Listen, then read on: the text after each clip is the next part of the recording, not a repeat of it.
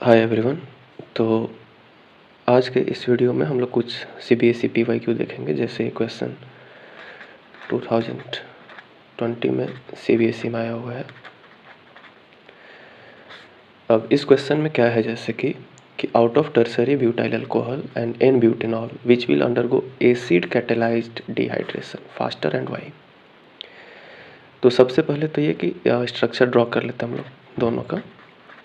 Tertiary butyl alcohol का CH3 ये tertiary butyl group हुआ, और इसमें हम OH कनेक्ट कर देते हैं तो ये टर्सरी ब्यूटाइल अल्कोहल हो गया। और एन ब्यूटाइल अल्कोहल मतलब नॉर्मल है, ये स्ट्रेट चेन है, CH3 CH2 एंड OH, ये एन ब्यूटाइल अल्कोहल हुआ। अब क्वेश्चन है कि इन दोनों में से डिहाइड्रेशन किसका फास्ट होगा, कौन ज़्यादा इजीली डिहाइड्रेट करेगा। तो सबसे पहले तो ये कि क्वेश्चन में एक बात और मेंशन किया हुआ है, वो है acid catalysed dehydration, acid catalysed. तो एक चीज़ हमेशा याद रखना है कि एसिड कैटेलाइज्ड, जो भी एसिड कैटेलाइज्ड डिहाइड्रेशन होते हैं, acid catalysed dehydration, acid catalysed dehydration is acid catalyzed dehydration takes place through carbocation intermediate.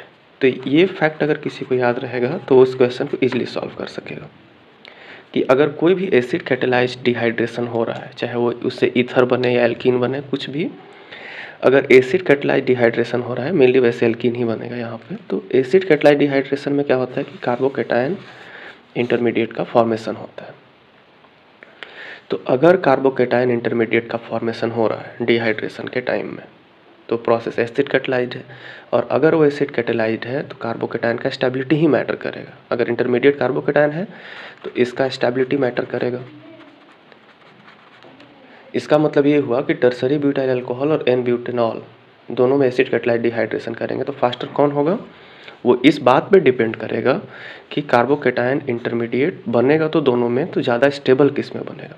तो हम लोग जानते हैं कि सबसे ज़्यादा स्टेबल एलिफैटिक में इन जनरल 3 डिग्री होते हैं, फिर 2 डिग्री होते हैं, फिर 1 डिग्री होते हैं, और सबसे कम स्टेबल कार्बोकेटायन होता है CH3+।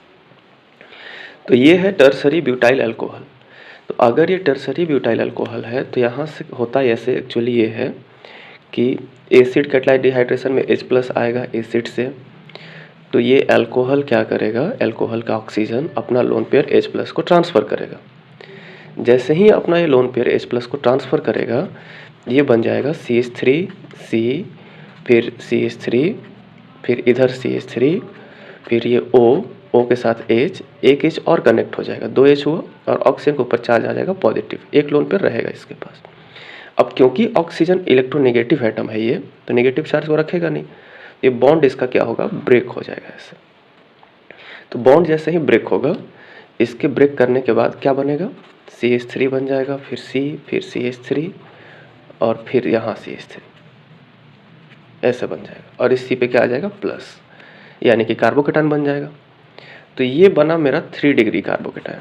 अगर यहाँ से OH निकलता H2O बन के इसी तरीके से, तो प्लस यहाँ पे डेवलप हुआ होता इस टाइप से, तो ये हमारा होता प्राइमरी कार्बोकेटायन।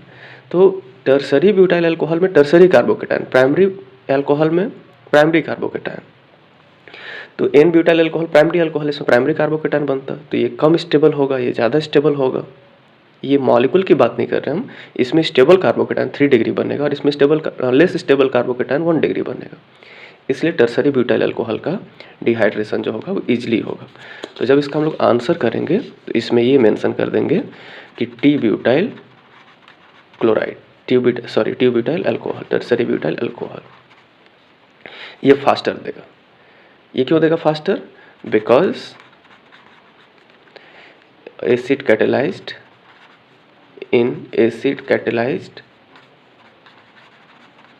डिहाइड्रेशन, इसे मेंशन कर देंगे, in acid catalysed dehydration it will form more stable 3 degree carbocation ये मेंशन कर देंगे। But n butyl alcohol, n butanol gives less stable 1 degree carbocation. तो इसमें यही बात मेंशन करना इंपॉर्टेंट है। तो ये चीज़ याद रखेंगे तो सिर्फ ये आंसर हम लोग करेंगे। फैक्ट ये याद रखना है कि एसिड कैटालाइट डिहाइड्रेशन में कार्बोकेटायन इंटरमीडिएट बनता है। ठीक है, नेक्स्ट क्वेश्चन देखते हैं हम लोग। ये भी 2020 CBSE में आया हुआ है। हम लोग यहाँ पे बहुत सारे क्वेश्चंस देख रहे हैं जो अलग अलग बोर्ड्स में या अलग अलग सेट में आए हुए हैं एक ही चैप्टर से। तो इस क्वेश्चन में क्या है कि कन्वर्जन है, ये टर्सरी ब्यूटाइल क्लोराइड को टर्सरी ब्यूटाइल इथाइल ईथर में हमको कन्वर्ट करना है। तो जब कभी भी किसी कंपाउंड को किसी में कन्वर्ट करना होता है तो बेटर ये होता है कि हम उसका स्ट्रक्चर ड्रॉ कर लें। तो इसका हम स्ट्रक्चर ड्रॉ कर लेते हैं पहले। टर्सरी ब्यूटाइल इथाइल ईथर को बनाना है टर्सरी ब्यूटाइल क्लोराइड से। तो अभी देखे थे हम लोग कि टर्सरी ब्यूटाइल ग्रुप ये होता है, ये टर्सरी ब्यूटाइल ग्रुप है और इसमें Cl लगा दिया तो टर्सरी ब्यूटाइल क्लोराइड हो गया। अब इसको ट्रांसफॉर्म करना है टर्सरी ब्यूटाइल इथाइल ईथर में। तो ईथर में ऑक्सीजन होता है, ऑक्सीजन के साइड में अलग अलग ग्रुप होते हैं। तो ईथर तो है, ये एक तरफ है टर्सरी ब्यूटाइल, मतलब एक तरफ है CH3 और इस O के दूसरी तरफ क्या है इथाइल, इसका मतलब C2H5 ये ग्रुप है। तो ये कंपाउंड हमारा हुआ टर्सरी ब्यूटाइल इथाइल ईथर। तो इसको इसमें ट्रांसफॉर्म करना है। हमेशा इस चीज़ को याद रखेंगे कि जब भी ईथर बनाना होता है तो ईथर अगर किसी कन्वर्जन में फॉर्म करना है तो ये ध्यान देना बहुत ज़रूरी है कि वो ईथर कैसा है, सिमेट्रिकल कि अनसिमेट्रिकल। तो ये अनसिमेट्रिकल है क्योंकि एक तरफ टर्सरी ब्यूटाइल है और O के एक तरफ C2H5 है, यानी कि अनसिमेट्रिकल ईथर है ये, अनसिमेट्रिकल ईथर। और जब भी ईथर अनसिमेट्रिकल होता है तो उसको प्रिपेयर करने का सबसे अच्छा मेथड है विलियमसन सिंथेसिस।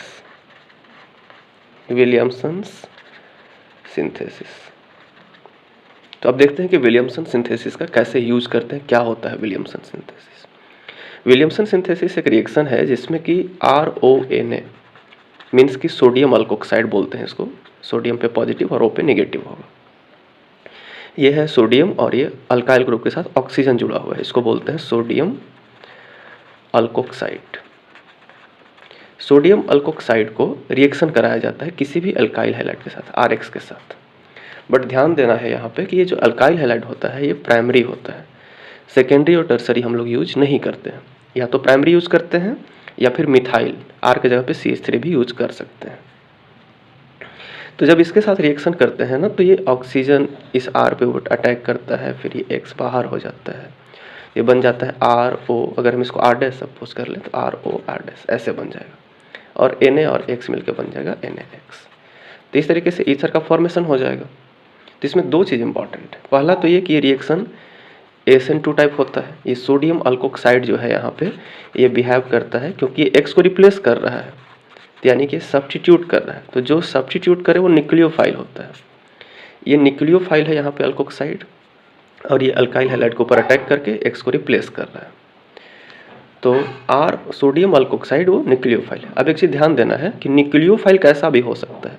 न्यूक्लियोफाइल का जो R है ये प्राइमरी भी हो सकता है, ये सेकेंडरी भी हो सकता है, ये टर्सरी भी हो सकता है, इसमें कोई प्रॉब्लम नहीं है। जिसमें RONA लगा हुआ है उसका R कुछ भी हो सकता है, लेकिन ये जो अल्काइल हैलाइड है इसका जो R है अल्काइल हैलाइड का वो प्राइमरी ही होना चाहिए या फिर मिथाइल हो सकता है CH3, इन दोनों में से कोई भी चलेगा। तो हमको जो बनाना है वो इस ईथर को प्रिपेयर करना है। तो ये भी एक R यूज किया जा सकता है, ये भी एक R यूज किया जा सकता है।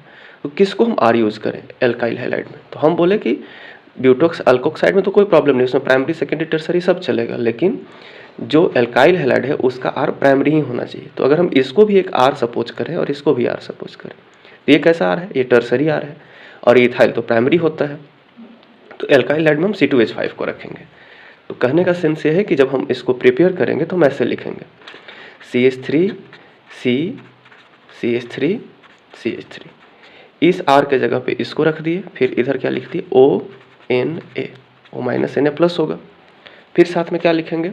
फिर साथ में हम लोग लिखेंगे इस ग्रुप को। हम बोले कि दो R का यूज होगा विलियमसन सिंथेसिस में। तो एक R हम इसी को यहाँ पे लिख रहे हैं क्योंकि ये टर्सरी ग्रुप है, ये ग्रुप टर्सरी है। और इधर वाला ग्रुप C2H5, इसको हम ऐसे लिख सकते हैं CH3CH2। इसके साथ लगा देते हैं यहाँ पे हम Cl, कोई भी हैलोजन लगा देते हैं।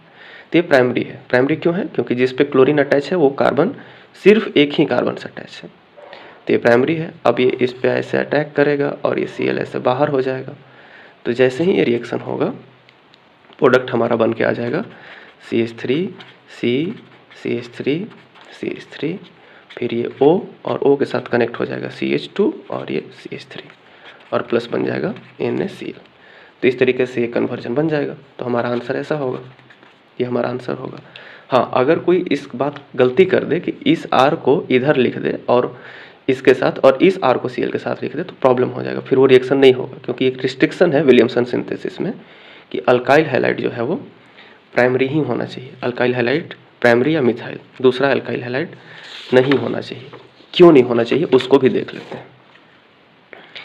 अगर बाय द वे हम ये यूज कर रहे होते हैं यहाँ पे CH3 CH2 ON, इधर ले लेते हैं हम CH3 CH2 और टर्सरी ब्यूटाइल को इधर ले लेते हैं, ऐसे लिख लेते हैं। तो अगर ये ब्यूटाइल लिए तो ये अल्काइल हैलाइड कैसा हो गया? जिसपे Cl अटैच है वो कार्बन तो 1 2 3 से अटैच है, ये तो 3 डिग्री अल्काइल हैलाइड हो गया, 3 डिग्री RX हो गया। और ये न्यूक्लियोफाइल है। और हम क्या बताएं कि ये विलियमसन सिंथेसिस है, इसमें ONA है, इसमें Cl है। विलियमसन सिंथेसिस में कैसा रिएक्शन होता है? SN2। S मतलब हुआ सब्स्टिट्यूशन। अब ये चीज़ बहुत इंपॉर्टेंट है कि सब्स्टिट्यूशन अगर हमको करना है तो सब्स्टिट्यूशन जो होता है वो लेस हिंडर्ड अल्काइल हैलाइड में होता है। अगर इसमें हिंड्रेंस बढ़ गया, हिंड्रेंस बढ़ने का मतलब कि ब्रांचिंग अगर बढ़ गया, इसमें हिंड्रेंस क्रिएट हो गया ज़्यादा, तो हिंड्रेंस क्रिएट होने से सब्स्टिट्यूशन क्या होता है? कम होने लगता है, एलिमिनेशन होने लगता है। तो सब्स्टिट्यूशन अगर हमको करना है तो 1 डिग्री ही यूज करना होगा या CH3Cl टाइप का ही यूज करना होगा। ये सब अगर हम यूज किए 2 डिग्री या 3 डिग्री ऐसा कुछ यूज किए अल्काइल हैलाइड में रिस्ट्रिक्शन न्यूक्लियोफाइल के साथ नहीं है, रिस्ट्रिक्शन अल्काइल हैलाइड के साथ है। अगर 2 डिग्री 3 डिग्री यूज किए तो क्या होने लगता है? एलिमिनेशन। इसमें होने लगता है एलिमिनेशन, प्रीडोमिनेट्स ओवर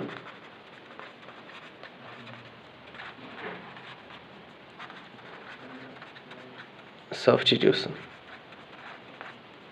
एलिमिनेशन जो होता है वो प्रीडोमिनेट करने लगेगा जब हम यूज करेंगे यहाँ पे टर्सरी। तो अब क्या होगा कि अगर हम न्यूक्लियोफाइल यूज कर रहे हैं और उसके साथ अल्काइल हैलाइड प्राइमरी नहीं यूज करें, हम लोग यूज कर लिए सेकेंडरी या टर्सरी, स्पेशली टर्सरी में तो एलिमिनेशन का चांसेस और ज़्यादा होगा क्योंकि सेकेंडरी से भी ज़्यादा ब्रांच टर्सरी में होता है। तो ये विलियमसन सिंथेसिस फिर नहीं हो पाएगा। तो वैसे केस में न्यूक्लियोफाइल बेस के जैसा एक्ट करने लगता है, स्ट्रॉन्ग बेस के जैसा एक्चुअली। तो जब न्यूक्लियोफाइल बेस के जैसा एक्ट करने लगे तो बेस का काम सब्स्टिट्यूशन करना नहीं होता है, न्यूक्लियोफाइल बेस के जैसा भी बिहेव कर सकता है। तो स्ट्रॉन्ग बेस के जैसा ये बिहेव करने लगेगा। तो अगर ये बेस के जैसा बिहेव करने लगेगा तो बेस का काम होता है एब्स्ट्रैक्ट करना। किसको एब्स्ट्रैक्ट करना? Abstract H+ to abstract H+। तो ये एब्स्ट्रैक्ट करने लगेगा H+ को। कहाँ से एब्स्ट्रैक्ट करेगा? तो जिस मॉलिक्यूल के साथ रिएक्शन करा रहे हैं। तो यहाँ पे CH3 CH2 ONA जो हम लिए हैं यहाँ पे O-Na+, अगर इसको हम रिएक्शन कराएं इसके साथ CH3 Cl इस कंपाउंड के साथ, तो होगा क्या? क्योंकि ये बेस के जैसा एक्ट करेगा। बेस के जैसा क्यों एक्ट करेगा? क्योंकि इसमें हिंड्रेंस है, ये RX है, बट ये टर्सरी है, इसको होना चाहिए था प्राइमरी। तो इसमें विलियमसन नहीं होगा, एलिमिनेशन होगा। तो क्या करेगा? H को एब्स्ट्रैक्ट कर लेगा। जैसे यहाँ से एक H को एब्स्ट्रैक्ट कर ले, तो इसको हम ऐसे भी लिख सकते हैं, 2H लिख दिए और एक H को हम अलग करके लिख दिए। तो बेस क्या करेगा? इस H को निकाल लेगा। तो जैसे ही बेस इस H को यहाँ पे 2 हो गया, अभी H को निकाल लेगा, ये बॉन्ड टूट के फिर इधर चला जाएगा और ये Cl यहाँ से बाहर हो जाएगा। तो जब ऐसे बाहर हो जाएगा तो प्रोडक्ट क्या बन के निकलेगा हमारा? हमेशा बेस ऐसे ही H को एब्स्ट्रैक्ट करेगा, ये बॉन्ड हमेशा क्लोरीन की तरफ कार्बन वाले पे मूव करेगा और क्लोरीन डिपार्ट कर जाएगा। तो क्या बन जाएगा? CH3 CH2 O किसको एब्स्ट्रैक्ट कर लिया? H को। तो ये तो अल्कोहल बन गया। और क्या बन गया प्रोडक्ट हमारा? ये बन गया ये CH2 बन गया, बीच में कैसा बॉन्ड आ गया, डबल आ गया, फिर C, ऊपर में क्या CH3, नीचे में क्या CH3, और क्या निकल गया, यहाँ से NCl निकला और यहाँ से Na, ये दोनों मिलकर बन जाएगा NaCl, मतलब अल्कीन बन जाएगा। तो जब भी एलिमिनेशन होगा तो अल्कीन का फॉर्मेशन होगा। तो इस वजह से हम लोग ध्यान देते हैं कि विलियमसन सिंथेसिस में जब भी यूज़ करते हैं हम लोग तो प्राइमरी यूज़ करते हैं, नहीं तो एलिमिनेशन होगा, एलिमिनेशन प्रीडोमिनेट करेगा और अल्कीन बन जाएगा। ईथर बनाना होता है हम लोगों को तो अल्कीन बनने लगेगा। दैट्स ठीक है। अब हम लोग नेक्स्ट क्वेश्चन देखते हैं। तो हम लोग को अगर बनाना था ये प्रोडक्ट तो हमको इसका यूज़ करना पड़ेगा। ये अल्काइल हैलाइड प्राइमरी है, ये ठीक है, बट इसको हम लोग इधर नहीं यूज़ कर सकते हैं, ये नहीं यूज़ कर सकते हैं, ऐसे बन जाएगा। ठीक है। अब नेक्स्ट क्वेश्चन देखते हैं। ये भी एक कन्वर्जन है और ये भी 2020 में आया हुआ है। तो प्रोपीन से प्रोपेनॉल बनाना है। तो हम बार बार बोल रहे हैं कि जैसे कोई भी कन्वर्जन हो तो ज़्यादा बेटर होता है कि सबसे पहले रिएक्टेंट और प्रोडक्ट के स्ट्रक्चर को ड्रॉ कर लें। तो ये प्रोपीन हो गया और प्रोपेनॉल एक्चुअली प्रोपेनॉल होगा, ये CH3 CH2 OH, ये हमको बनाना है CH3 CH2 OH। तो कैसे बनेगा ये? तो हमको सबसे पहले क्या करना चाहिए, डिफरेंसेस को नोट डाउन करना चाहिए कि क्या क्या डिफरेंस है दोनों मॉलिक्यूल में। तो अगर हम यहाँ पे ध्यान से देखें तो इस मॉलिक्यूल में CH के जगह पे CH2 है, इसमें CH2 था तो इसमें CH2 है, बट उसके साथ OH भी है। तो करना क्या होता है कि डबल बॉन्ड को तो पहले ब्रेक करना है। तो इसमें एक चीज़ हम नोटिस करें कि कैसे बन सकता है ये। तो एक चीज़ क्या है ना कि जो सबसे इम्पॉर्टेंट चीज़ है वो ये है कि इसमें देखना है कि हुआ किसका किसका चेंजेस है। CH3 है, CH2 बन गया है, मतलब एक H एक्स्ट्रा है तो एक H ऐड करना है हमको। फिर उसके बाद CH2 भी है, बट वहाँ पे एक एक्स्ट्रा OH दिख रहा है, यानी कि OH ऐड करना है। तो ओवरऑल हमको H और OH ऐड करना है, ओवरऑल ऐड करना है, ये नहीं कि H2O डायरेक्टली ही ऐड करना है। तो ओवरऑल H OH ऐड करना है, मतलब कि 2 H और एक H2O ऐड करना है। तो क्या H2O इसमें हम डायरेक्टली ऐड कर दें? नहीं, H2O को डायरेक्टली ऐड करना सही नहीं होगा। क्यों नहीं सही होगा? क्योंकि अगर हम H2O को डायरेक्टली ऐड करें तो H2O के दो कंपोनेंट हम लोग समझते हैं, एक H+ समझते हैं, एक OH- समझते हैं। तो मार्कोनी-कॉव रूल क्या बोलता है? ये एडिशन का रूल है और हर जगह फॉलो होता है, मार्कोनी-कॉव रूल। इसका स्टेटमेंट क्या है कि H जो होता है या पॉजिटिव पार्ट वो डबल बॉन्ड पे वहीं जुड़ेगा जैसे डबल बॉन्ड है। तो डबल बॉन्ड है तो ये CH पे डबल बॉन्ड है और CH2 पे है, तो उसका पॉजिटिव पार्ट वहीं जुड़ेगा जहाँ पे H ज़्यादा है। तो यहाँ पे तो एक H है, डबल बॉन्ड इसको कंपेयर ही नहीं करना है, डबल बॉन्ड वाले दोनों को बस कंपेयर करना है। तो यहाँ पे 2 H और यहाँ पे 1 H। तो क्या होगा कि जहाँ पे ज़्यादा होता है वहाँ पे ऐड होगा। तो जब यहाँ पे ऐड होगा ये H तो फिर क्या बन जाएगा, ये CH3 ऐड बन जाएगा, मतलब प्रोडक्ट हमारा बन जाएगा CH3, बीच में सिंगल बॉन्ड हो जाएगा, CH2 बन जाएगा CH3, और यहाँ पे CH के साथ क्या जुड़ जाएगा, OH। क्योंकि यहाँ पे H कनेक्ट हुआ तो यहाँ पे OH, यहीं पे क्यों H कनेक्ट हुआ, क्योंकि H वहीं कनेक्ट होता है जहाँ पे H ज़्यादा होता है। तो प्रोपेन 2 ऑल बन जाएगा, बट हमको तो 1 ऑल बनाना है। तो वाटर को मार्कोनी-कॉव वे में ऐड करेंगे डायरेक्टली। अगर हम ऐड कर दें इसको डायरेक्टली रिएक्शन करा दिए होते H+ और H2O से, तो ये प्रोडक्ट बन जाता। तो फिर वाटर का एंटी मार्कोनिक होता है क्या? हाँ, वाटर का एंटी मार्कोनिक भी पॉसिबल है, बट वो डायरेक्टली हम लोग नहीं पॉसिबल नहीं है। उसके लिए हम लोग एक रिएक्शन यूज़ करते हैं, हाइड्रोबोरेशन ऑक्सीडेशन। ये एक रिएक्शन है। इस रिएक्शन का ओवरऑल रिजल्ट यही होता है कि H2O ही जुड़ता है, बट वो मार्कोनिक के अकॉर्डिंग नहीं जुड़ता है, वो एंटी मार्कोनिक के अकॉर्डिंग जुड़ता है। तो उसमें क्या होता है, उसमें हम लोग रिएक्शन करते हैं पहले BH3 के साथ, या इसके यहाँ पे B2H6 भी लिखा रह सकता है, B2H6, और दोबारा उसका रिएक्शन करते हैं 3 मोल H2O2 के साथ और OH- के साथ। तो जैसे ही इस दोनों के साथ हम रिएक्शन करेंगे उसका ओवरऑल रिजल्ट होगा कि उसमें जुड़ेगा वाटर, लेकिन एंटी मार्कोनिक वे में। तो यानी कि H वहाँ जुड़ेगा जहाँ पे H कम है तो CH2 बन जाएगा, और OH वहाँ जुड़ेगा जहाँ पे H ज़्यादा है तो ये प्रोडक्ट बन जाएगा। तो यानी कि H2O ऐड करना था तो ये ध्यान दे लेना है कि मार्कोनिक वे में करना है एंटी मार्कोनिक वे में। तो वाटर के लिए दो तरीका, मार्कोनिक करना है तो डायरेक्टली H+H2O लिख दिए, अगर एंटी मार्कोनिक करना हुआ तब तो डायरेक्ट लिए, लेकिन अगर एंटी मार्कोनिक वाटर का करना है तो इनडायरेक्ट होगा और उसमें लोग यूज़ कर लेंगे हाइड्रोबोरेशन ऑक्सीडेशन। तो एरो पे ये दोनों को लिख देंगे और ये प्रोडक्ट बन जाएगा। ठीक है, अब नेक्स्ट क्वेश्चन देखते हैं हम लोग कि mechanism of formation of ethanol from ethene. तो इथीन ये हुआ और इथेनॉल लिखना है CH3CH2OH, ये प्रोडक्ट बनाना है। तो एक जगह पे H कनेक्ट हुआ है, दूसरे जगह पे OH कनेक्ट हुआ है। यहाँ पे H तो ये CH3 हो गया, यहाँ पे CH2 के साथ OH। यहाँ पे मार्कोनिक एंटी मार्कोनिक टाइप का कोई कॉन्सेप्ट नहीं होगा क्योंकि दोनों जगह H बराबर है, तो सिमेट्रिकल एल्कीन है।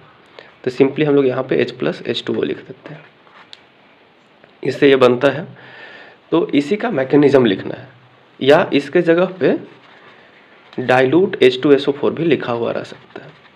डाइल्यूट का मतलब वैसे भी हो गया कि वाटर का क्वांटिटी ज़्यादा है और एसिड का क्वांटिटी कम है कंपैरेटिवली, तो वाटर ही इसमें ऐड होगा, वाटर का क्वांटिटी ज़्यादा है तो इसका मैकेनिज्म देखना है हमको। तो देखते हैं कैसे ये बनेगा। तो सबसे पहले क्या करते हैं कि अगर एसिड लिखा हुआ है एरो पे या खुद लिखे हैं तो उसको ब्रेक कर लेंगे। H2SO4 अगर लिए तो H2SO4 ब्रेक करेगा, H+ आयन ये देगा एक्वस मीडियम में और देगा HSO4- एक्वस मीडियम में, ऐसे ब्रेक करता है। अब मैकेनिज्म को स्टार्ट करते हैं हम लोग।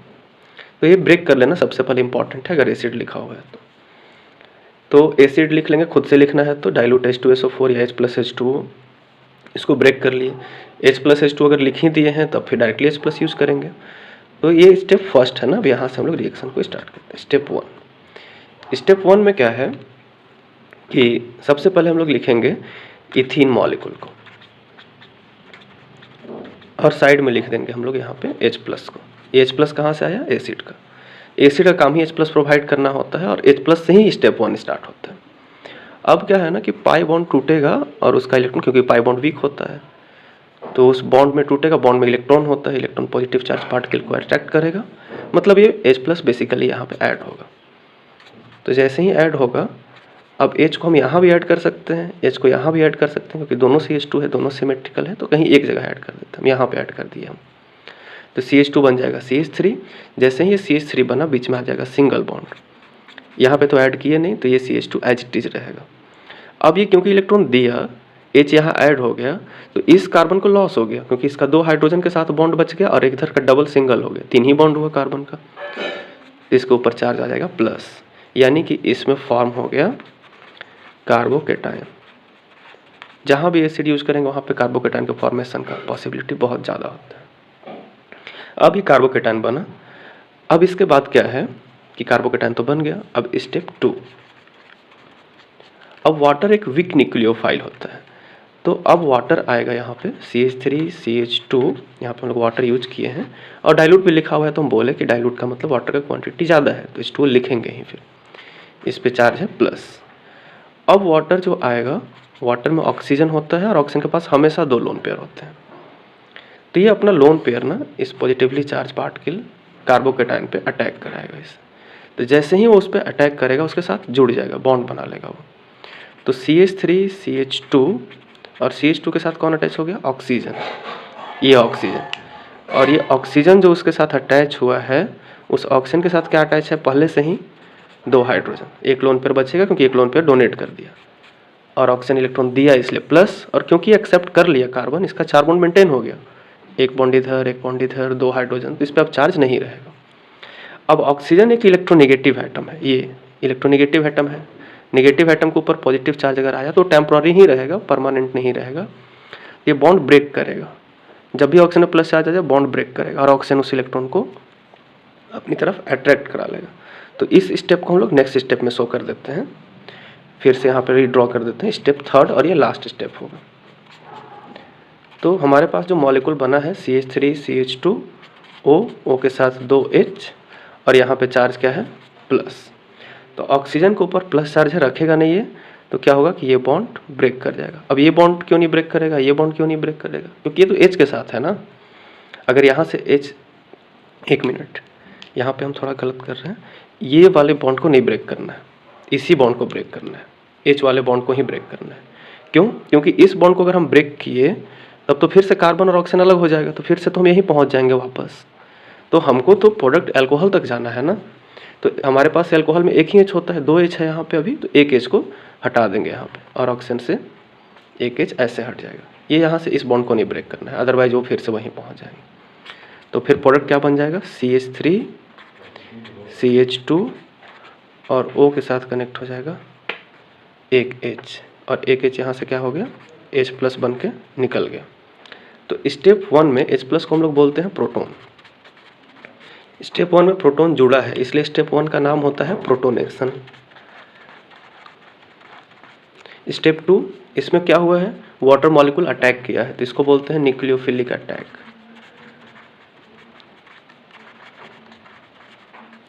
Nucleophilic attack. और इसमें क्या हुआ कि H प्लस जो ऐड हुआ था वो कैटेलाइज करता है रिएक्शन को, पहले ऐड हुआ, अब H प्लस शुरू में, फिर वही H प्लस लास्ट में निकल गया, तो इस स्टेप को बोलते हैं डीप्रोटोनेशन। तो कैटलिस्ट का यही काम भी होता है कि रिएक्शन को फास्ट करे और लास्ट में वहाँ से हट जाए। तो protonation, nucleophilic attack and deprotonation, यही 3 स्टेप है मैकेनिज्म के। अटैक किया, कार्बोकेटायन बना, कार्बोकेटायन पे अटैक हुआ वाटर का, अब वाटर में से एक H निकल गया, फिर ये अल्कोहल फॉर्म हो गया। ठीक है, अब नेक्स्ट क्वेश्चन देखते हैं। नेक्स्ट क्वेश्चन में भी कन्वर्जन है, और ये कन्वर्जन है फिनॉल से रिलेटेड और एक ईथर से रिलेटेड है। देखते हैं इसको भी एक एक करके। फिनॉल टू बेंजोक्विनोन, तो हमारे पास फिनॉल है, OH है कनेक्टेड, और इसको कन्वर्ट करना है बेंजोक्विनोन में। बेंजोक्विनोन ये मॉलिक्यूल होता है, ये मॉलिक्यूल। तो इट मीन्स कि हमको फिनॉल को ऑक्सीडाइज करना है, फिनॉल को ऑक्सीडाइज करके इसमें कन्वर्ट करना है। तो फिनॉल को जब भी ऑक्सीडाइज करना होता है तो हम लोग इसके लिए डाइक्रोमेट का यूज़ करते हैं, पोटेशियम डाइक्रोमेट, सोडियम डाइक्रोमेट, ये सब का यूज़ करते हैं। और डाइक्रोमेट, तो यहाँ पे अगर हम यूज़ कर ले Na2Cr2O7, पोटेशियम डाइक्रोमेट का यूज़ कर ले। और डाइक्रोमेट ऑक्सीडाइजिंग एजेंट होता है, इनफैक्ट ये स्ट्रॉन्ग ऑक्सीडाइजिंग एजेंट होता है, लेकिन ये वर्क करता है ये एसिडिक मीडियम में। तो यहाँ पे हम साथ में चाहें तो H प्लस लिख सकते हैं या फिर H2SO4 लिख सकते हैं, या कोई चाहे तो H प्लस भी लिख सकता है, दोनों में से कोई एक, H प्लस या H2SO4। तो डाइक्रोमेट आयन हमेशा फिनॉल को ऑक्सीडाइज करता है। एक ऑक्सीजन तो फिनॉल में ऑलरेडी था, और डाइक्रोमेट आयन ऑक्सीडाइजिंग एजेंट भी ऑक्सीजन प्रोवाइड करता है, 2 ऑक्सीजन ऐसे फॉर्म लग जाता है, और इस कंपाउंड को बोलते हैं बेंजोक्विनोन। तो एक सिंपल सा 1 स्टेप कन्वर्जन है ये। नेक्स्ट है एनिसॉल। एनिसॉल किसको बोलते हैं? एनिसॉल बोलते हैं बेंजीन में जब मिथॉक्सी ग्रुप जुड़ जाए, OCH3, इसका नाम है मिथॉक्सी बेंजीन। और मिथॉक्सी बेंजीन को ही हम लोग एनिसॉल भी कहते हैं। अब इससे बनाना है हमको कंपाउंड, ये फॉर्म कराना है, एनिसॉल ही है बट पैरा पे ब्रोमो है, तो पैरा पोजिशन अपोजिट पोजिशन हुआ, यहाँ पे ब्रोमो लगाना है। तो ये जो मिथॉक्सी ग्रुप होता है, इसमें ऑक्सीजन जो है, ऑक्सीजन के पास होता है लोन पेयर, ये लोन पेयर, फिर ये सिंगल, फिर ये बेंजीन का इधर का डबल।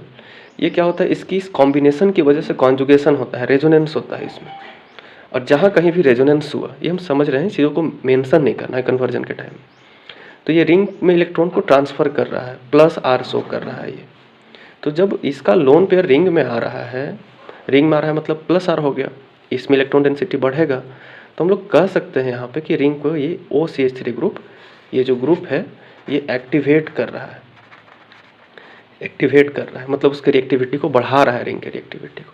ये इतना ज़्यादा रिएक्टिविटी को बढ़ा देता है कि जनरली हम लोग क्या करते हैं कि ब्रोमीन को, क्लोरीन को अगर रिंग में अटैच करना होता है तो कैटलिस्ट लेते हैं, FeCl3, FeBr3 ऐसा लेते हैं। बट यहाँ पे कोई कैटलिस्ट नहीं लेंगे, सिर्फ ब्रोमीन और CH3OH, CH3COOH, इथेनोइक एसिड, ये सॉल्वेंट है ना, ये कोई कैटलिस्ट नहीं है, ये है जो सॉल्वेंट है। तो ब्रोमीन के साथ रिएक्शन करेंगे और सिंपली ब्रोमीन के साथ ही रिएक्शन करके एक ब्रोमीन जुड़ जाएगा और यहाँ से एक H और Br। तो ये मेजर प्रोडक्ट बनेगा हमारा। ऑर्थो भी बनेगा बट वो माइनर बनेगा, तो हम सिर्फ इस प्रोडक्ट को लिखेंगे, इसको भी इग्नोर कर सकते हैं क्योंकि इसमें सिर्फ रिएजेंट हमको लिखना था। तो इस क्वेश्चन में लिखना था कि predict the reagent for the following conversion. तो यहाँ पे सेकेंड कन्वर्जन का रिएजेंट क्या हो जाएगा? सेकेंड कन्वर्जन का रिएजेंट हो जाएगा हमारे लिए Br2 और COOH, बस Br2 और CH3COOH लिख देंगे एरो पे और ये बन जाएगा। इसमें हमको कैटलिस्ट का जरूरत क्यों नहीं पड़ेगा? Because OCH3 group, this group O methoxy group activates the benzene ring, this ring towards electrophilic reaction as it is electron donating in nature as it so plus R effect, that's why. तो इतना activate करता है कि बिना catalyst का भी reaction हो जाता है। नेक्स्ट क्वेश्चन है, इसमें क्या है कि फिनॉल है और फिनॉल को हमको कन्वर्ट करना है 2,4,6 ट्राइब्रोमोफिनॉल में। एक ब्रोमीन 2 पे, एक ब्रोमीन 3, 4 पे और एक ब्रोमीन 6 पे, तीनों जगह पे ब्रोमीन को अटैच करना है। तो इसमें हम लोग सिंपली ब्रोमीन वाटर का यूज़ करते हैं, ब्रोमीन और एक्वस ब्रोमीन का यूज़ कर लेंगे। चाहे तो हम यहाँ पे 3Br2 लिख सकते हैं, 3 जगह पे ब्रोमीन जुड़ा है तो, और यहाँ से 3 जगह से जहाँ जहाँ यहाँ पे ब्रोमीन कनेक्ट हुआ, यहाँ पे ब्रोमीन कनेक्ट हुआ, यहाँ पे, तो 3 जगह से H हटा होगा तो 3H यहाँ से 3HBr बन के निकल गया होगा, तो ये 3Br2। लेकिन यहाँ पे इम्पॉर्टेंट क्या है? यहाँ पे इम्पॉर्टेंट है मीडियम। एक्वस लिखना बहुत ज़रूरी है, ये लिखना ही पड़ेगा तभी बनेगा। अब यहाँ भी एक चीज़ हम नोटिस करें कि यहाँ भी ब्रोमीन, अगर हम ब्रोमीन को रिंग में ही अटैच किए, बेंजीन रिंग में ही आया ये, यहाँ पे बिना कैटलिस्ट का हो गया, यहाँ पे भी अगर बिना कैटलिस्ट का हुआ तो यहाँ भी सेम रीजन है कि यहाँ भी ऑक्सीजन के पास लोन पेयर था फिनॉल में, और लोन पेयर सिंगल डबल यहाँ भी रेजोनेंस हुआ, तो यहाँ भी रिंग एक्टिवेट हुआ। तो अगर रिंग यहाँ भी एक्टिवेट हुआ, यहाँ भी प्लस आर हुआ, तो रिंग इतना एक्टिवेट हो जाता है कि बिना कैटलिस्ट का भी रिएक्शन हो जाता है, और इतना ज़्यादा एक्टिवेट होता है कि ब्रोमीन अलग अलग जगह पे कनेक्ट नहीं होता है, तीनों जगह पे, फिनॉल के तीनों जगह पे, दोनों ऑर्थो पे और पैरा पे कनेक्ट हो जाता है एक साथ। और जो भी ग्रुप प्लस आर होते हैं ना, प्लस आर शो करते हैं, एक चीज़ और यहाँ पे हम अलग से बता देते हैं कि वो ऑर्थो पैरा डायरेक्टिंग ही होते हैं फॉर इलेक्ट्रोफिलिक रिएक्शन। जिसके पास भी लोन पेयर होगा और लोन पेयर के साथ वो प्लस आर शो करेगा, लोन पेयर जैसे इसके पास था और वो प्लस आर शो करेगा, वो हमेशा ऑर्थो पैरा डायरेक्टिंग होगा इलेक्ट्रोफिलिक रिएक्शन के लिए। मतलब या तो कनेक्टिंग ग्रुप जो भी कनेक्टेड एटम होंगे, इनकमिंग एटम्स, वो ऑर्थो पर जुड़ेंगे या पैरा पे। जैसे यहाँ भी प्लस आर शो किया था तो पैरा पे ही जुड़ा, तो ऑर्थो पैरा पे ही जुड़ सकता है, मेटा पे नहीं जुड़ेगा।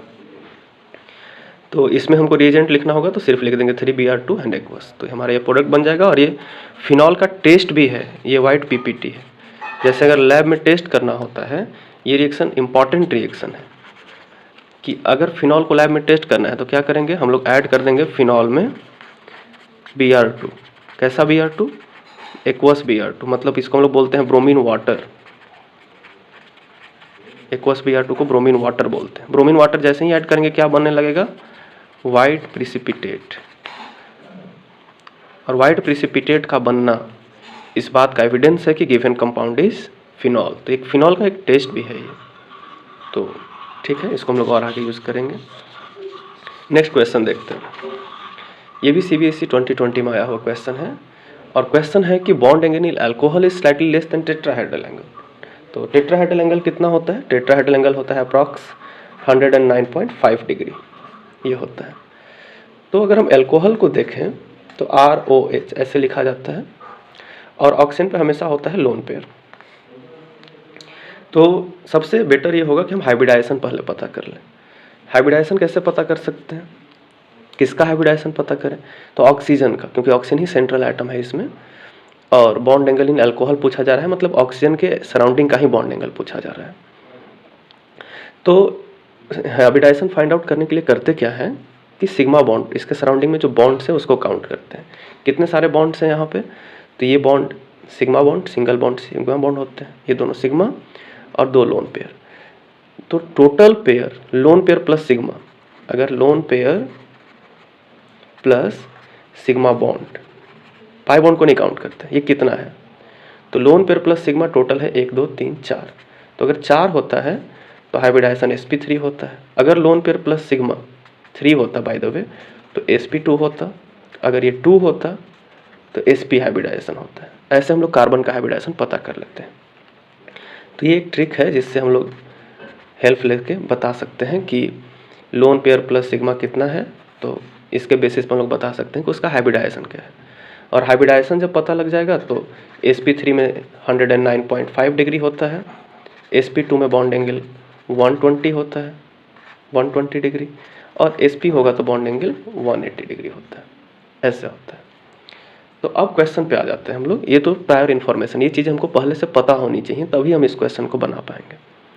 तो इस क्वेश्चन को हम यहाँ पे सॉल्व कर लेते हैं। तो ROH ये हमारे पास कंपाउंड है। अब जब टेट्राहेड्रल है ना, तो उसमें ऑक्सीजन के पास है 2 लोन पेयर, इस टाइप से ये 2 लोन पेयर है ऑक्सीजन के पास। तो लोन पेयर जब ऑक्सीजन के पास 2 है, तो लोन पेयर और लोन पेयर के बीच में होता है स्ट्रॉन्ग रिपल्सन, इसके बीच में रिपल्सन होगा। तो जब इसके बीच में रिपल्सन होने लगेगा तो ये इसको पुश करेगा, ये बॉन्ड एंगल इधर की तरफ आने लगेगा, और ये भी रिपल्सन होगा तो ये भी इधर की तरफ, ये इधर ऐसे जाएगा तो इन दोनों को पास आना पड़ेगा, तो ये इधर की तरफ आएगा, तो बॉन्ड एंगल क्या हो जाएगा, रिड्यूस हो जाएगा, मतलब बॉन्ड एंगल थोड़ा कम हो जाएगा, ये दोनों क्लोज आ जाएगा और लोन पेयर इस टाइप से ज़्यादा स्पेस को एक्वायर कर लेगा, क्योंकि इसके बीच में रिपल्सन होता है। तो अगर ये बॉन्ड एंगल एक्सपेक्टेड था कि 109.5 डिग्री है, ये एक्सपेक्टेड था, लेकिन इससे कम हो जाएगा, ये लेस देन हो जाएगा, लेस देन 109.5 डिग्री, ये 105 के आसपास हो जाएगा। कम क्यों हो जाएगा, तो because of lone pair repulsion. इसका रीज़न क्या लिख देंगे, इस क्वेश्चन का आंसर हो जाएगा because of lone pair repulsion. ये मेंशन कर देंगे कि स्ट्रॉन्गर रिपल्सन होता है ये, because of stronger lone pair repulsion present on oxygen atom of alcohol, इस वजह से ये कम हो जाएगा। तो ये इसका रीज़न होगा। नेक्स्ट क्वेश्चन में क्या है कि COH bond length in CH3OH is slightly more than COH bond length in phenol. देखते हैं क्वेश्चन क्या है। तो इस क्वेश्चन में क्या है कि हमारे पास एक कंपाउंड है मिथेनॉल, इसको हम ऐसे लिख लेते हैं CH3OH। तो इस बॉन्ड की बात की जा रही है, इस बॉन्ड का लेंथ, कार्बन और ऑक्सीजन के बीच में जो बॉन्ड है, इसका जो लेंथ है वो थोड़ा ज़्यादा होता है। फिनॉल में जो ऐसे है, फिनॉल को ऐसे ड्रॉ करेंगे हम लोग, OH, इसमें ये कार्बन है और ये ऑक्सीजन, इस बॉन्ड की बात की जा रही है कि इसका लेंथ जो होता है वो ज़्यादा होता है, ये लॉन्गर होता है, और ये जो लेंथ होता है ये शॉर्टर होता है। तो ऐसा क्यों होता है, तो रीज़न क्या है, बॉन्ड लेंथ अगर कहीं भी शॉर्टर होता है पूरे केमिस्ट्री में, तो एक चीज़ का हम लोग हमेशा ध्यान देंगे कि सबसे पहले हम लोगों को रेजोनेंस सोचना चाहिए या फिर हाइब्रिडाइजेशन सोचना चाहिए ऑफ कार्बन का। ये 2 चीज़ों से हम लोग इसका आंसर कर सकते हैं, रेजोनेंस से भी, हाइब्रिडाइजेशन से भी, दोनों चीज़ों से। तो इसमें जो ऑक्सीजन कनेक्टेड है, ये ऑक्सीजन ये इस कार्बन से कनेक्टेड है, तो कार्बन का हाइब्रिडाइजेशन हम बता सकते हैं। अभी हम देखें यहाँ पे, अभी हम लोग ट्रिक देख रहे थे कि कैसे अगर हाइब्रिडाइजेशन यहाँ पे हमको फाइंड आउट करना है, तो लोन पेयर और सिग्मा बॉन्ड देखते हैं। तो कार्बन के साथ कितने हाइड्रोजन है, 3 हाइड्रोजन हमेशा सिग्मा बनाता है, तो 3 हाइड्रोजन और 1 सिग्मा बॉन्ड इधर, 4। इसका हाइब्रिडाइजेशन क्या है, sp3। और ये डबल बॉन्डेड कार्बन है, एक तो पाई होगा, तो डबल बॉन्डेड कार्बन है, इसका हाइब्रिडाइजेशन क्या होगा, तो 1 सिग्मा इधर, 1 सिग्मा इधर, 2, 1 सिग्मा ऊपर, 3 ही सिग्मा है। वैसे भी बेंजीन के कार्बन का हाइब्रिडाइजेशन क्या होता है, sp2। Double bonded carbon sp2, single bonded carbon sp3। तो ये sp2 है और ये sp3 है।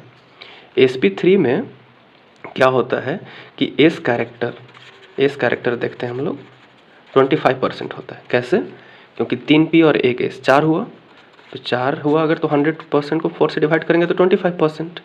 और sp2 अगर हुआ तो इसमें टोटल 3 ही मेंबर हैं, 2p और 1 s, तो क्या होगा फिर, 2p और अगर 1 s है तो टोटल 3, तो 100/3 मतलब कि 33.33%। तो इसमें जो एस कैरेक्टर है वो ज़्यादा है, तो अगर ज़्यादा एस कैरेक्टर है तो बॉन्ड जो होगा वो स्ट्रॉन्गर होगा, वो बॉन्ड शॉर्टर होगा। इसका रीज़न क्या दे देंगे कि because in phenol OH group is attach to, या oxygen is attach to sp2 hybridise carbon atom and that have 33.33% और greater s character, that's why this bond is shorter. और एक और जो सबसे कॉमन रीजन है, इसको हम लोग रेजोनेंस के बेसिस पे एक्सप्लेन कर सकते हैं और बेटर वे में। इसके पास लोन पेयर होता है, तो लोन पेयर सिंगल डबल, इसमें रेजोनेंस होगा, इसमें भी लोन पेयर होगा, but lone pair single double इसमें रेजोनेंस नहीं होगा।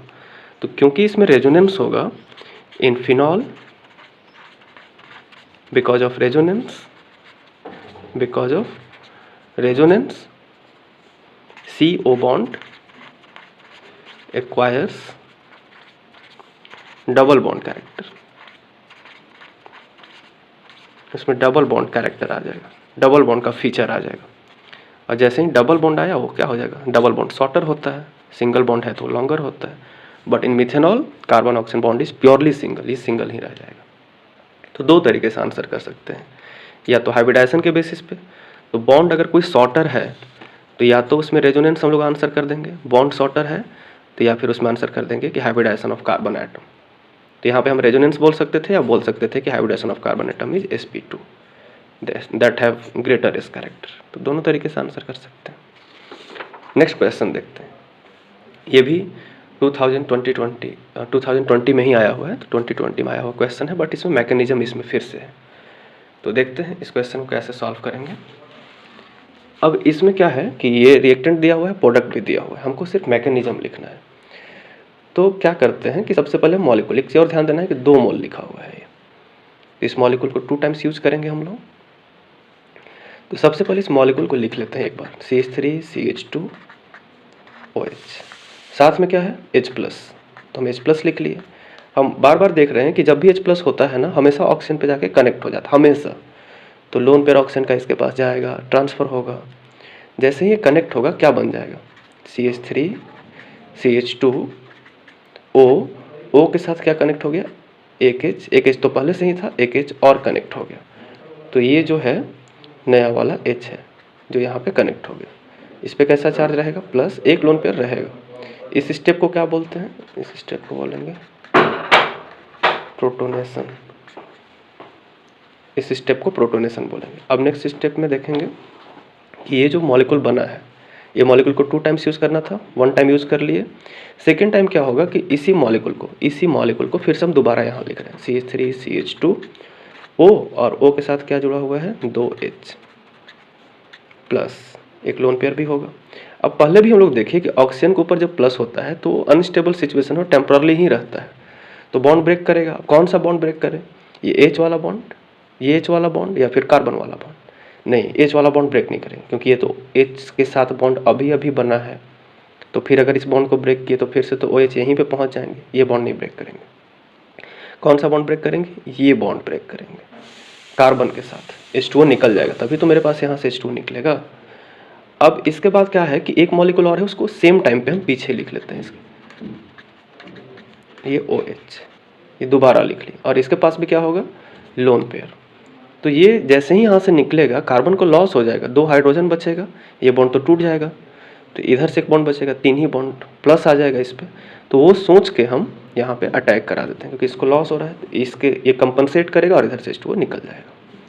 तो जैसे इसको बोलेंगे न्यूक्लियोफिलिक अटैक, क्योंकि लोन पर अटैक कर रहा है ना, तो इसको बोलेंगे न्यूक्लियोफिलिक अटैक। तो ऐसे ही क्वेश्चन 2 मार्क्स 3 मार्क्स में होता है। तो जैसे ही अटैक करेगा क्या बनेगा, अभी का प्रोडक्ट हमारा बन जाएगा CH3CH2, ये CH3, ये CH2, फिर ये O के साथ क्या कनेक्टेड है, H, ये O किससे कनेक्ट हो गया, CH2 से, CH2 के बाद फिर क्या कनेक्टेड है, CH3, यहाँ से क्या निकला साथ में, H2O निकल गया। ऑक्सीजन लोन पेयर दिया ना, ये ऑक्सीजन यहाँ पे लिखा हुआ है, ये इसके पास प्लस एक लोन पेयर होगा। अब फिर से ऑक्सीजन पे लास्ट टाइम देखते हैं कि प्लस चार्ज आ गया, तो इस बार H+ निकल जाएगा। First step protonation, last step deprotonation, और जैसे ही H+ निकलेगा हमारा प्रोडक्ट बन जाएगा CH3CH2O, और O के साथ CH2 और CH3, तब ये प्रोडक्ट फाइनली बन गया। तो ऐसे ही ये लास्ट स्टेप जो है इसका नाम होता है डीप्रोटोनेशन। तो ऐसे ही प्रोडक्ट बनता है। तो देखते हैं फिर इस क्वेश्चन को, right the preparation of phenol from cumene. ये भी एक इम्पॉर्टेंट इंडस्ट्रियल मेथड है फिनॉल को बनाने का। इंडस्ट्रियल इंपॉर्टेंस ये इसलिए रखता है ये, क्योंकि इसमें साइड प्रोडक्ट भी इंपॉर्टेंट है। क्यूमीन किसको बोलते हैं, पहले ये जानना जरूरी है। बेंजीन में अगर आइसोप्रोपाइल ग्रुप जुड़ जाए, एक CH, इधर भी CH3, इधर भी CH3, प्रोपाइल है तो 3 कार्बन, CH से कनेक्टेड है, आइसोप्रोपाइल है ये। तो कैसे बनता है क्यूमीन से फिनॉल, तो सबसे पहले इसको हम लोग ऑक्सीजन के साथ रिएक्शन कराते हैं, एरियल ऑक्सीडेशन बोलते हैं इसको। ऑक्सीजन के साथ जब रिएक्शन होता है ना, तो इस CH पर होता है, क्या बनता है, ऑक्सीजन सिंपली इंसर्ट हो जाता है, बीच में आ जाता है C और H के बीच में। तो क्या बनेगा, C है, C के साथ क्या क्या कनेक्टेड है, 2CH3, तो हम 2CH3 को लिख लेते हैं, 2CH3। और इसके बाद CH है तो CH लिख दिए। इसके बीच में हम बोल रहे हैं कि 2 ऑक्सीजन, ये जो O2 है ये कनेक्ट हो जाता है, ये बन जाएगा प्रोडक्ट। तो CH के साथ 2CH3 और ये OOH। इस कंपाउंड को बोलते हैं क्यूमीन हाइड्रोपेरोक्साइड, ये कंपाउंड बन जाता है। अब यहाँ से फिनॉल बहुत आसानी से बन जाता है, कुछ भी ज़्यादा नहीं करना होता। वैसे इसका मैकेनिज्म डिफरेंट है, बट हम लोग सिंपली ये समझ सकते हैं कि ये पूरा पोर्शन निकल जाता है टूट के। क्यों, कब निकलेगा, जब इसको हम लोग ट्रीट करेंगे वाटर के साथ, एसिडुलेटेड वाटर के साथ, एसिड मिक्स करके ट्रीट करेंगे। तो जैसे ही ट्रीट करेंगे बेंजीन के साथ क्या बच जाएगा, बस OH। तो बेंजीन रिंग में आके कनेक्ट हो जाएगा OH, और बेंजीन रिंग में जब OH आके कनेक्ट हुआ मतलब कि कंपाउंड बन गया फिनॉल। तो ये कन्वर्जन ऐसे बन जाएगा। प्लस इसका साइड प्रोडक्ट भी इंपॉर्टेंट है। क्या क्या बच गया, CH3, फिर क्या बचा C से क्या जुड़ा हुआ है, एक और CH3 साइड में इधर लिख लेते हैं, और एक O भी है, वो डबल बॉन्ड O बन जाएगा। ये जो कंपाउंड बना अभी, ये साइड प्रोडक्ट है और इसका नाम एसीटोन है। This compound acetone is also industrially important, ये भी एक इम्पॉर्टेंट कंपाउंड है। और क्योंकि ये इम्पॉर्टेंट कंपाउंड है इसीलिए क्यूमीन हाइड्रोपेरोक्साइड, फिनॉल का प्रिपरेशन क्यूमीन से और ज़्यादा इंपॉर्टेंट हो जाता है। तो ये भी क्वेश्चन होता है कि why the preparation of phenol from cumene is industrially important, because it not only gives phenol but also gives acetone as a side product, and that side product is also industrially important. That's why this method is preferred over other methods and it is industrially important too. ये सब भी कुछ conversion है जो 2022 में ही आए हुए हैं, और ये विलियमसन सिंथेसिस से है। ये एसीटोन से प्रोपीन बनेगा, फिर क्लोरोबेंजीन है। तो यहाँ से हम लोग फिर कंटिन्यू करेंगे नेक्स्ट लेक्चर में। आज इतना ही रहने देते हैं। Thank you.